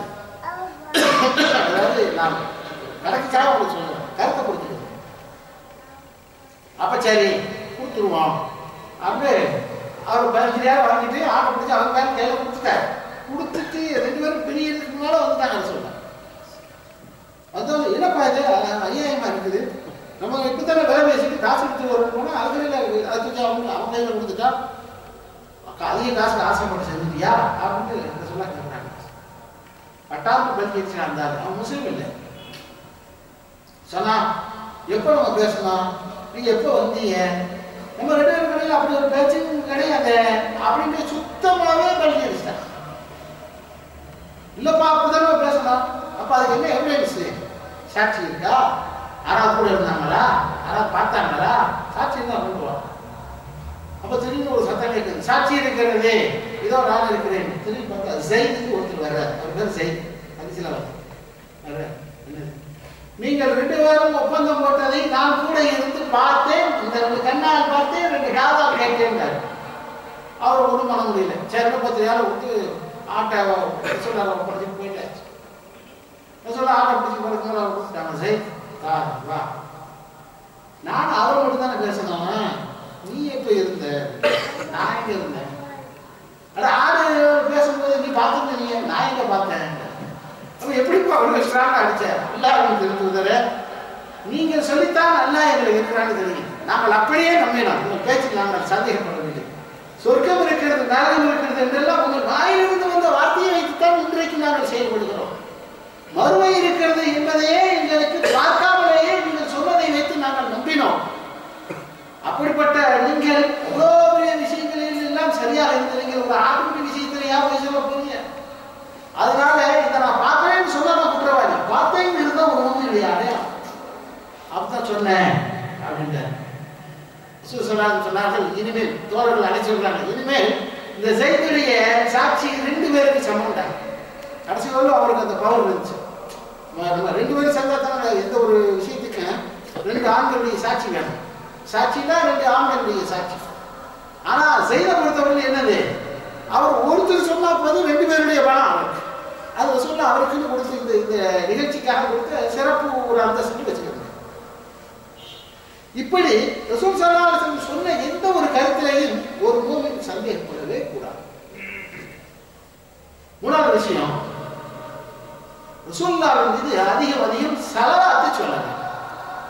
எப்பவுமே சொல்லணும். குறிப்பாக வெள்ளிக்கிழமைகளில் அதிகமாக சொல்ல வேண்டும் சொல்றாங்க. மன் சல்லா அலைய, யார் ஒருவன் என் மீது ஒரு முறை ஸலவாத் சொல்லுகிறானோ அதன் காரணமாக அல்லாஹ் அவன் மீது 10 முறை ஸலவாத் சொல்லுகிறார். 10 முறை ஸலவாத் சொன்னா 10 முறை அருள் மழை பொழிகிறார். பாங்கு சொல்றோம், பாங்கு சொல்றாங்க. பாங்கு சத்தத்தை கேட்டு முடித்தவுடன் நமக்கு ஒரு துவாவை சொல்லி தந்திருக்கிறாங்க. என்னுடைய இடது பக்கத்தில் இருக்கக்கூடிய யாராவது ஒரு சகோதரர் அந்த பாங்கு துவாவை சொல்லுங்க பாபு.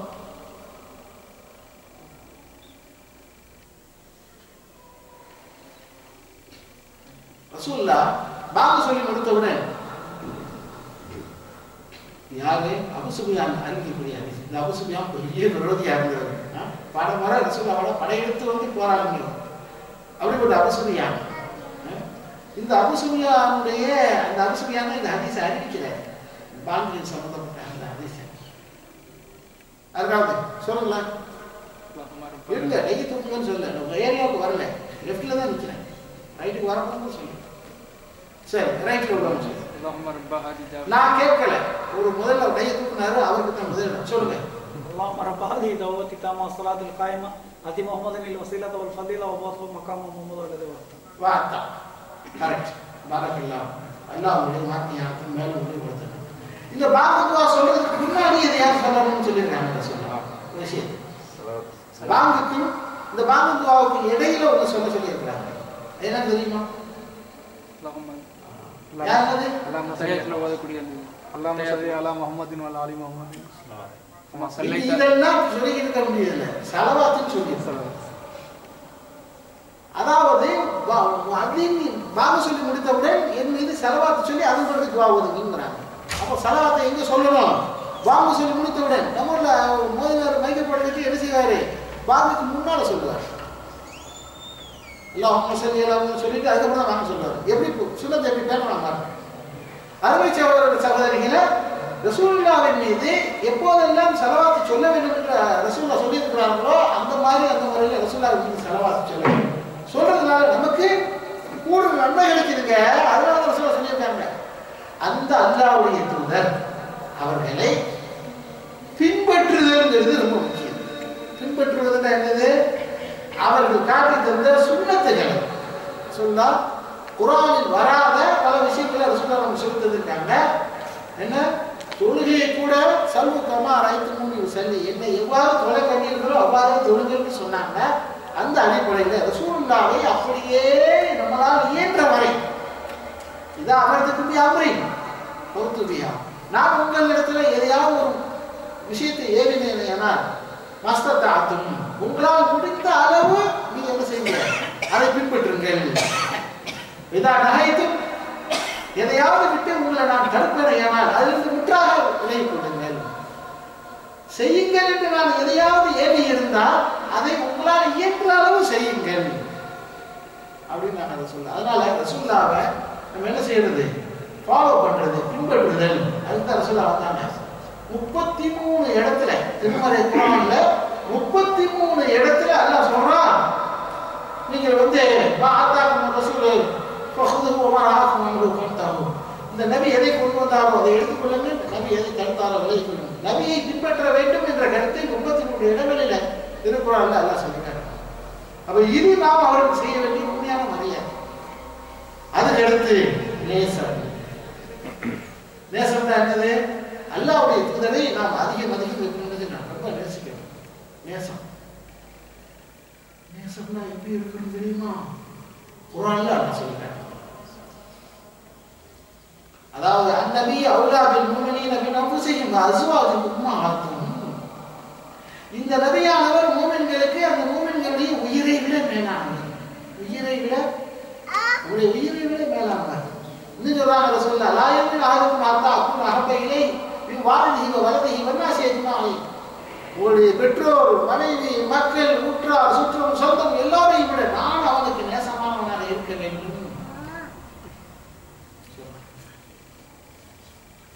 ரசூலுல்லாஹ் சொல்றாங்க. அவ என்ன அர்த்தம்? ரசூலுல்லாஹ்வை அவ்வளவு நாம் நேசிக்கணும். நேசம்னா எப்படின்னு நான் சொல்லுவேன், நேசிக்க வேண்டும். சஹாபாக்கள் நேசித்தார்கள். ஒரு சஹாபி சொன்னாரு ஒரு மஷூராவுல, சாதுபன் உபாதா சொன்னார்கள், அல்லாஹ்வின் தூதரை கடலை காட்டி அந்த கடலிலே குதியுங்கள் என்று இப்போது நீங்கள் ஆணையிட்டால் நாங்கள் கடலிலே ஒன்று சாக தயார்னு சொன்னார். வார்த்தைக்கு எவ்வளவு மதிப்பு இருந்துச்சு. ரசூலுல்லாஹ் மிக அதிக நேசித்தார்கள். உங்களுக்கு தெரியும், சுருக்கமா சொல்றேன், ஒரு போர்ல இருந்து ரசூலுல்லாஹ் திரும்பி வருகிற போது ஒரு அம்மா வந்தாங்க, வந்து கேட்டாங்க, முகமது அடிபட்டாங்க உஹது யுத்தத்துல, இப்ப நல்லா இருக்கிறாங்களா? அது இருக்கிட்ட இவர் வந்து கணவர் இறந்துனாரு அந்த யுத்தத்துல. அது இருந்தா போயிட்டு போகுது. அதை விட வந்து எல்லாமே நல்லா இருக்காங்களா? ஒரு தாய் மாமன் இறந்து போனாருமா அந்த யுத்தத்துல. ஆனா விட்டு எல்லாமே தூதர் என்ன செய்யறாங்க, நல்லா இருக்காங்களா? சகோதரர் ஒருத்தர் அந்த இதுல திருப்பி திருப்பி 3 மவுத்து. யாரு? கணவர், அப்புறம் தாய் மாமன், அப்புறம் யாரு? சகோதரர். 3 பேர் இறந்ததுக்கு குரல் எல்லாம் அந்த அம்மா ஸ்டெடியா எப்படி நிற்காங்க. நீங்கள் நாம பார்த்தா முதல் இதுலேயே பயங்கர ஹீரோ வந்துருக்கோம். அந்த அம்மா நிற்கிறாங்க. ஹம்னா பின்த் ஜஹஷ், ஹம்னா பின்த் ஜஹஷ் ரசூலுல்லாஹ்வுடைய மனைவியுடைய இன்னும் சொல்லப்போனா குழந்தைய வச்சுக்கிட்டேன். அப்ப ரசூலுல்லாஹ் காட்டுறாங்க, அந்த இருக்காங்க ரசூலுல்லாஹ் பல்லாம் உடஞ்சு போகுது. பக்கத்தில் வந்தோடனே அப்போ ரசூலுல்லாஹ் கேட்டாங்க, என்னமோ உனக்கு வந்து 3 பேரும் உன் ஃபேமிலியில இறந்துருக்காங்க இந்த யுத்தத்தில், அதெல்லாம் உங்களுக்கு என்ன தெரியுது? அந்த அம்மா சொன்னாங்க, குல்லு முசிபத்தின் பாதக பலன் யாரும் சொல்லலாம், அல்லாஹ்வின் தூதரே உங்களுக்கு முன்னிலையில என்னுடைய முசிபத்துகள் எல்லாம் நத்திங், ஒண்ணுமே கிடையாது. என்ன துன்பம் வந்தாலும் சரி எனக்கு நீங்க தான் முக்கியம். அவங்க குடும்ப வழி, ரத்த வழி, உறவு வேற. அவ்வளவு நேசித்தார்கள். யார? அந்த ரசூலுல்லாஹ். அவங்களுக்கு அந்த அதாவது முசாபிபின் உண்மையை கேள்விப்பட்டிருக்கீங்க. மக்காவில் இருந்து மதீனாவுக்கு ரசூலுல்லாஹ் போன முதலாவது தூதர். பெரிய பணக்கார வீட்டில் வந்து கடைசியில் கபரு கூட துணி இல்லாம தலை தெரிஞ்சு, தலையை போத்துனா காலை தெரிஞ்சது, காலை இருந்தா தலை தெரியுதுங்கிற நிலைமையில உஹது போர்ல இறந்து போனார் இல்லையா? அவர் தான் இந்த அம்மாவுடைய கணவர் முசாபிபின் உண்மை. அப்துல்லாஹ் இப்னு ஜஹஷ் அவருடைய கபர்கள் அந்த அந்த இதுல உஹது மலையில இருக்கு, 3 மலை அடிவாரத்துல இருக்குது. 70 பேர் ஷஹீதானாங்க. அதுல அப்துல்லாஹ் இப்னு ஜஹஷ், இது ஹம்னா பின்த் ஜஹஷுடைய சகோதரர். இன்னொருத்தர் சையீது சுஹதா ஹம்சா ரலியல்லாஹு தஆலா, ஈரக்கொலையை கடிச்சிட்டுனால அந்த ஹம்சா தாய் மாமன் அந்த அம்மாவுக்கு. அந்த 3 கபர்கள் நீங்க போனீங்கன்னா அந்த 3 கபரை தான் நீங்க பார்க்கலாம். மற்ற கபர்கள் எல்லாம் அடையாளம் தெரியாது. 3 கபரும் வச்சிருக்காங்க. என்ன சொல்ல வருகிறா? அவ்வளவு தூரத்துக்கு ரசூலுல்லாஹ் நேசிக்கணும். நேசித்தல் என்றால் என்ன பொருள்? நான் என் மனைவி இருக்கிறா, என் மனைவி நான் ரொம்பவும் நேசிக்கிறேன், நான் மிக அதிகமாக நேசிக்கணும்னு சொல்லிட்டே இருக்கிறேன். அவள் பீத்த தாவணியை போட்டு இருக்கிறா, பிஞ்சு போன கைலியை கொடுத்துறா, 10 காசுக்கு எதையும் வாங்கிறது கிடையாது. ஆனால் என் மனைவியை நான் நேசிக்கிறேன். ஒரு நேசமாக இருந்துச்சுங்கன்னா அதை இங்கே காட்டேன், அவர்களை சந்தோஷப்படுத்துவதில் காட்டேன். உன் பிள்ளையை நேசிக்கிறேன்னா உன் பிள்ளை சந்தோஷப்படும் விதத்தில் நீ நடக்க வேண்டும். அது மாதிரி எந்த மாதிரி காரியங்களை நாம் செய்தால் அல்லாஹ்வுடைய தூதர் சந்தோஷப்படுவார்கள், அந்த காரியங்களை செய்வதுதான் ரசூலுல்லாஹ்வை நேசிப்பதனுடைய பொருள். அப்ப ரசூலுல்லாஹ்வை இத்திபா செய்வது, ரசூலுல்லாஹ்வை நேசிப்பது. ஏன் நேசிக்கிறோம்? எதுக்கு நேசிக்கிறோம்? அப்படி என்ன தேவை வச்சு? பாப்பாவோட நேசிக்கணுமா? உம்மாவோட நேசிக்கணுமா? மனைவியை விட நேசிக்கணுமா? அப்படி என்ன விசேஷம்? அவர் நமக்கு எடுத்தாரு தந்தாரு, சொத்துல எழுதி தந்தார், வாப்பாவது வீடாவது தரலாம். அது ஒரு பத்தி எழுதி கிடக்கும். அது தம்பிக்காரன் வந்து அந்த பத்தி எங்க தான் போயிட்டு 2 பேரும் போன்ல கேஸ் வேற நடக்கும். இந்த வீட்டை நமக்கு தருவாங்க. உம்மா என்ன தரும்? சகோதரி என்ன தருவா? ஒண்ணும் இல்லை. அவர்களை எல்லாம் விட ரசூலுல்லாஹ்வை நேசிக்கணும்னா என்ன அர்த்தம்? உலகத்திலேயே மனிதனுக்கு ஏற்படக்கூடிய முசீபத்துகள்ல பெரிய முசீபத்து தெரியுமா? பெரிய முசீபத்து. வலி, பல்லு வலி, கண் வலி, கால் வலி, என்னென்னமோ வலிலாம் வருது, ஆபரேஷன் பண்றா, ஏதோ பண்றா, உலகத்தை துன்பப்படுறா, எல்லாத்தையும் விட மிக மிக மிக மிக பயங்கரமான ஒரு விஷயம் என்ன தெரியுமா? ஒரு மனிதனுக்கு நரகம். அதை பற்றி அத்தனை செஞ்ச பெரிய விஷயம். இந்த நரகம் என்ற கொடுமையிலிருந்து யார் காப்பாற்றப்படுகிறானோ அவன் அதாவது வந்து குரான் எல்லாம் சொன்னா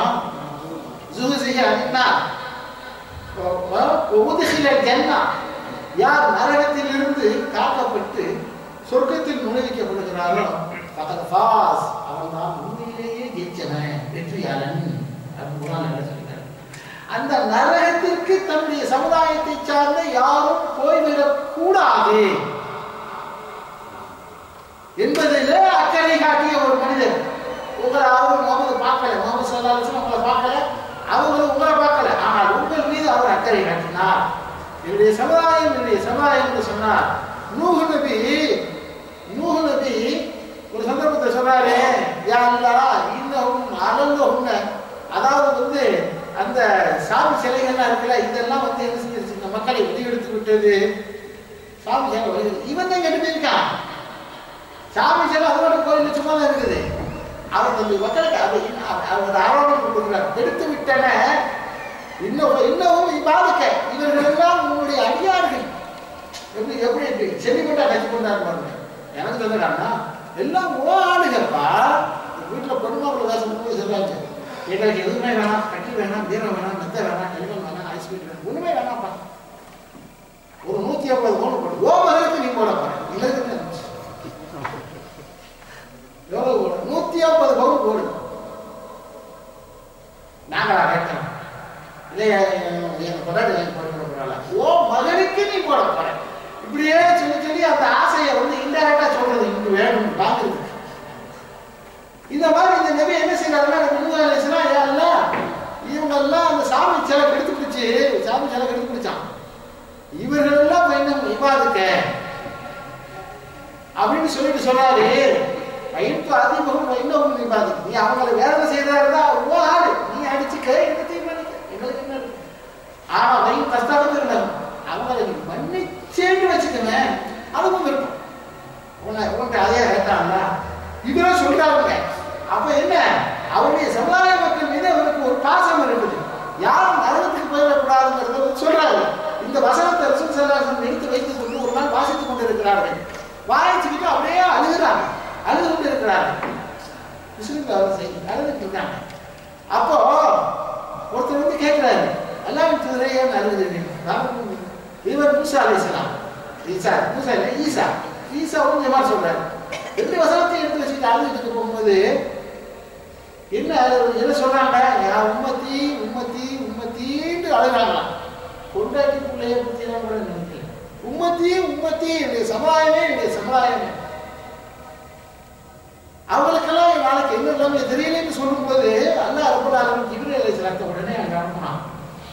அனுப்பி அல்லாஹ் சொல்றான், ஜிப்ரீல் மூலமா அல்லாஹ் சொன்னான் ரசூலுல்லாஹ்வுக்கு, கவலைப்படாதீர்கள் முகமதே, உங்களுடைய சமுதாயத்தை நாதியற்றவர்களாக நான் விட்டுவிட மாட்டேன் என்று ஒரு உத்தரவாதம் கொடுத்தார். அப்பதான் ரசூலுல்லாஹ் சந்தோஷப்பட்டார். இந்த மக்கள் எல்லாம் ஈமான் கொள்ள வரலையே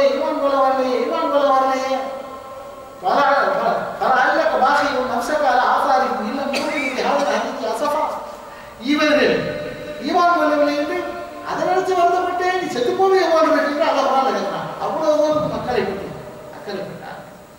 அருமை சகோதரர்களே, உங்களுக்கு தெரியும், அல்லாஹ் தாயிலே கொடுமைக்கு ஆளாக்கப்பட்ட போது அழித்து விடட்டுமா என்று அல்லாஹ்வின் புறத்திலிருந்து கேட்ட போது, வேணாம், இவங்க வராட்டா, இவங்களுடைய சந்ததிகள் வருவான்.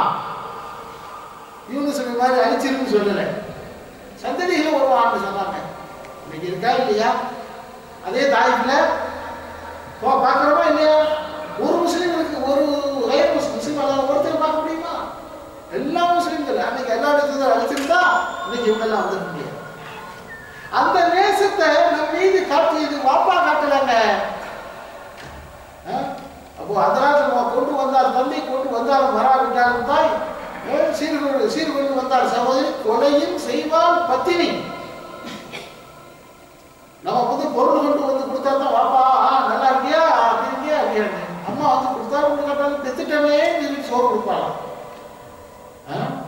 சகோதரி இருக்காருல்ல, அவ என்னன்னு கேட்டா சரி, அப்பப்ப எப்பப்ப போறோமோ அப்பப்பெல்லாம் கொண்டு போய் கொடுத்துக்கிட்டே இருக்கணும். இல்லைன்னா வந்து சொல்லிட்டு போயிடுவாங்க. பொண்டாட்டி கொலையும் செய்வான் பத்தினின்னு சொல்லுவான். கொலையும் செய்வான் பத்தினா அவன் வேற விதமான பாதையில போய் புருஷனையே கலந்துக்கு போட்டு கொண்டு பத்திரிகைகள் அன்றாட செய்தி அந்த காலத்தில் சொல்லிட்டு இருக்காங்க. இவரெல்லாம் கொடுத்தாத்தான், ஏதாவது கொடுத்தாத்தான் இது பண்ணுவாங்க. ஒரு மனைவியா இருக்கிறவருக்கு அப்பப்ப என்ன செய்யணுங்க, சூழ்நிலையை பார்த்து டப்புன்னு இதே வாங்கி கொடுத்துட்டாக்க எந்த விஷயமா இருந்தாலும் ஆஃப் பண்ணிடுவாங்க. செயலியெல்லாம் இதுமாதிரி எந்த மனைவியாவது உங்கள் புருஷன் கண்டிப்பாக சொல்றதுக்கு போய் ஆகணும், அதுக்காக நம்ம வந்து பாடுபடணும், அவருக்கு புத்திமதி சொல்லணும். என்னைக்காவது எந்த பொம்பளையாவது சொல்லியிருக்காரா? சோதனையா கஞ்சி இல்லையா நகை என்னாச்சு? ஊருக்கு போயிட்டு தான் வருவாங்க, ரயில்வே ஸ்டேஷன் வரையும் வருவாங்க, சிலவர் ஏர்போர்ட் வரையும் போறதை நினைச்சு ரொம்ப கவலைப்படுவோம், கண்ணீர் சிந்துவாங்க. போறீங்களே நமக்கு ரொம்ப உருக்கமா இருக்கும். கொண்டாட்டி விட்டுட்டு வர்றோமே, பிள்ளைகளை விட்டுட்டு வர்றோமே, 2 வருஷம் ஆகுமே, 3 வருஷம் ஆகுமே. அவங்க வந்து கவலைப்படாதையே, எதையும் உடம்பு நல்லா பார்த்துக்கோங்க, நல்லா சாப்பிடுங்க எல்லாம் சொல்லிட்டு கடைசியா சொல்ற வார்த்தை அவங்க 5 கோடி செய்யணும் நான் சொன்னேன், மறந்துடாதீங்க. இந்த இலவ சொல்றதுக்கு வீட்லயே சொல்லி தொடச்சிருக்கலாம், அதுக்கு ரயில்வே ஸ்டேஷன் வரைக்கும் ஆரம்பி. எல்லாத்துக்குமே நம்மிடத்திலிருந்து என்ன கிடைக்கும்? இவன் சொர்க்கத்துக்கு போகணும்னு சொன்னாலும் எந்த யாராவது ரயில் இருந்தாலும் 5 காலத்துக்குள்ள ஒன்னா கூட விட்டுறாதீங்க, முடிஞ்சா தஞ்சை சொல்லுங்க. ஒரு புருஷன் ஒரு மனைவியாவது சொல்லியிருந்தா சொல்லுங்க பாப்போம். இல்ல ஒரு சகோதரி அண்ணனை பார்த்து இப்படி இருக்கிறீங்க, நீ தொழுகாம இருக்கிறீங்க, நீ மற்ற நல்ல வேலையை செய்யாம இருக்கிறீங்க, சதகா கொடுக்காம இருக்கிறீங்க, நோன்பு வைக்காம இருக்கிறீங்க, இல்ல நீ நரகத்துக்கு தொலைஞ்சு போ, சொர்க்கத்துக்கு போ. அதை பத்தி அவருக்கு என்ன இருக்கீங்க? ரெண்டாயிரத்தி புத்தகம் சொல்லியிருக்கான், ஏய் 5 வேலையை தொழுது ஒழுங்கா இருந்துட்டு அப்பதான் மறுமையில சொர்க்கத்துல நீ என்னோட கணவன் மனைவியா 2 பேரும் வாழ முடியும். அவர் சொல்லியிருக்க அங்கே வேறையா விஷயம் என்ன? யாருக்கு நம்ம உலகத்தில் இருக்கக்கூடிய நம்முடைய நாம் ஈட்டும் பொருளின் மீதுதான் எல்லோருக்கும் அக்கறையை தவிர மறுமையிலே நாம் வெற்றியடைய வேண்டும் என்று நம்முடைய குடும்பத்தை சேர்ந்த யாருக்கு நம்ம மீது எந்த அக்கறையுமே கிடையாதுங்க. யதார்த்தமா சொல்லு, நைட்டு படுக்கும்போது யோசனை பண்ணுங்க. ஆனால் ஒரே ஒரு மனிதர் மாத்திரம் தாங்க இந்த சொர்க்கத்துக்கு போன அன்றிலிருந்து அவர் கனவு கொண்டார், பாடுபட்டார், கவலைப்பட்டார், துவா செய்தார். இனிமேல் மறுமையிலையும் வந்து துவா செய்வார். அந்த ஒரு மனிதர் முகமது ஸல்லல்லாஹு அலைஹி வஸல்லம். இது ஒரு காரணம் போதாதான் நம்ம அவரை நேசிக்கிறதுக்கு. அருமையான சகோதர சகோதரி, ரசூல் ஸல்லல்லாஹு அலைஹி வஸல்லம் வரலாற்றை படியுங்கள், ரஹீக் இருக்குது எடுத்து படியுங்க. இந்த கதையோட உண்மையெல்லாம் படிக்காதீங்க, அது ஒரு ஆதாரபூர்வமான செய்திகளை படியுங்க. இந்த அல்லாஹ்வுடைய திருத்தூதர் நம்ம மீது எவ்வளவு நேசம் கொண்டிருந்தார் என்பது புரியும்.